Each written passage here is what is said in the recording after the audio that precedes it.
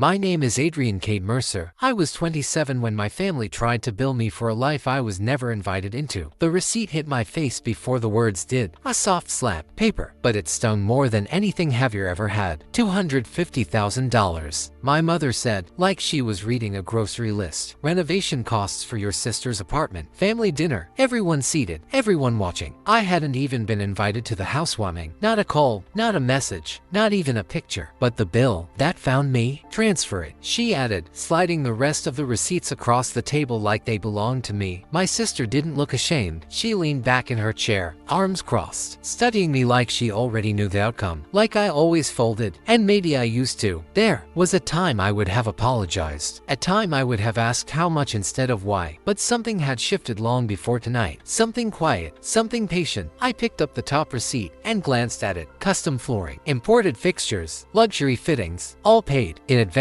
by them, in my name. That part made me smile. Not wide, not obvious, just enough. You're quiet, my mother said sharply. Don't start acting confused now. I reached for my phone, unlocked it slowly, dialed one number, put it on speaker. My wife answered on the second ring. Adrian, she said. I looked up at the table, at all of them, calm, expecting, certain. You were right, I said softly. A pause, then I finished. Evict them all today. The silence that followed wasn't confusion. It was the sound of something breaking that hadn't realized it was fragile. No one reacted at first. That's how denial works.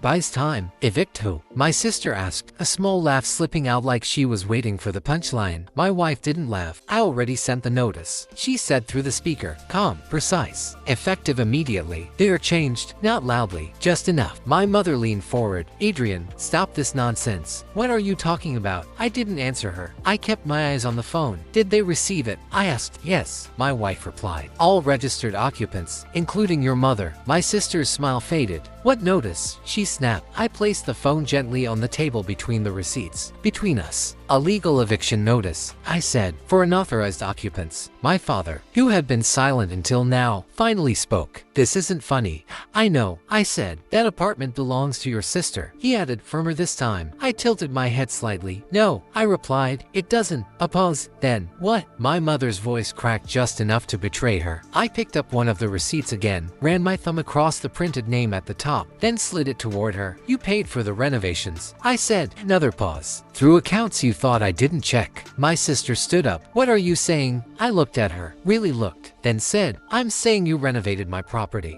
And for the first time that night, no one at the table had anything ready to say. My father laughed, not because it was funny, but because it was his last defense. That's impossible, he said, shaking his head. We handled the paperwork ourselves. I know, I replied. That's what made it easy. My mother grabbed the receipt I had slid toward her, scanning it quickly, then again, slower this time. Her fingers tightened. This is just billing information, she said. It doesn't prove ownership. No, I agreed. It doesn't. I reached into my coat and pulled out something else. A thin envelope, already open, already read. By me. I placed it beside the receipts. This does. My sister leaned forward before anyone else could. She pulled the document out too quickly, like urgency might change what it said. It didn't. I watched her eyes move, line by line, then stop. What is this? She whispered. My father snatched it from her hands. Read it once. Then again, slower, careful, like maybe the second time would fix it. It didn't. That's not right, he said. But his voice had already changed. It was transferred 11 months ago, I said. My mother shook her head. No, we would have known. You didn't check, I replied. Silence, heavy, uncomfortable. Then my sister said the one thing she shouldn't have. You couldn't have done that alone. I smiled, just slightly. You're right. A pause. Then I didn't. My phone buzzed. A message from my wife. I glanced at it, then looked back up at them. They just changed the locks, I said. And this time the silence wasn't confusion. It was realization arriving all at once. No, my mother said it like a command. Like the word itself could stop everything that had already happened. You're not locking us out of our own home, she added. Standing now, I didn't correct her immediately. I let the words sit there.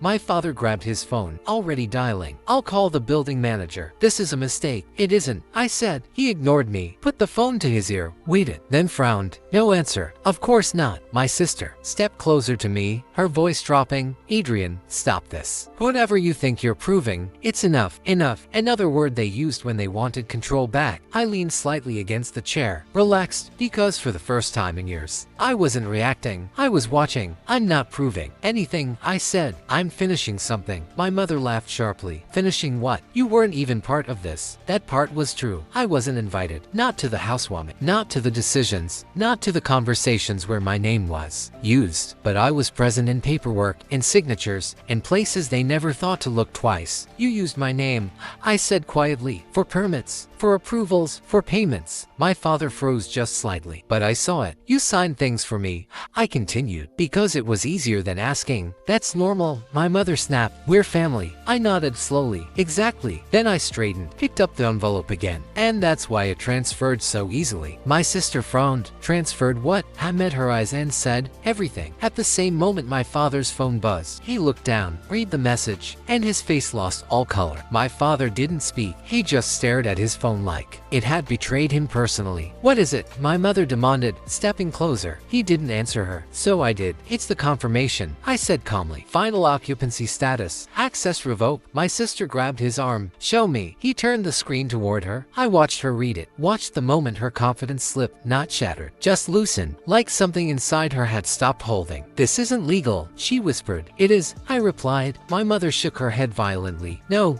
this is manipulation. You tricked us. I smiled slightly. You signed everything, I said. That doesn't mean it means consent, I interrupted. Silence. Again. But now it wasn't just heavy. It was fragile. My father finally looked up at me. Really looked. You planned this, he said. Not a question, a realization. I didn't deny it. I prepared for it, I corrected. My sister's voice sharpened. For what? Kicking us out? I tilted my head. No, I said. For the moment you'd expect me to pay for something I was never part of. The truth behind my words settled over the room because every person there recognized it. It wasn't something that had happened only tonight. It had been building for years through countless quiet moments, small disappointments, and silent expectations that never stopped. Nothing about it was dramatic. It had simply become impossible to ignore. My mother slowly moved a little closer, her expression softer than before. Adrian, she said gently, we can still make this right. Make this right. Those words should have come years ago. I reached for the receipt lying on the table once again. My eyes lingered on the final amount before I carefully placed it back where it had been. You already made it right, I answered calmly. Everyone stared at me. You renovated it exactly the way you wanted. My father's jaw became rigid. What are you talking about? Without looking away, I answered, I'm selling the house tomorrow. The room instantly lost every sound. My sister was the first one to react. The calm expression she'd been forcing disappeared. You can't do that. I already have. The words came out steady, almost emotionless. She looked at me in disbelief. What do you mean you've already done it? I signed every document this morning, I replied. Escrow closes in 48 hours. My mother instinctively stepped backward. It wasn't a dramatic reaction. It looked more like her body moved before her mind could catch up. No, she whispered. That's impossible. It isn't. You can't sell a home while people are still living there. I answered without hesitation. You're not tenants. Everyone waited. You're unauthorized occupants. The phrase sounded cold enough to make the room uncomfortable, but it was also true. My father slowly pushed himself out of his chair as if he no longer trusted his balance. You're only doing this because you're angry.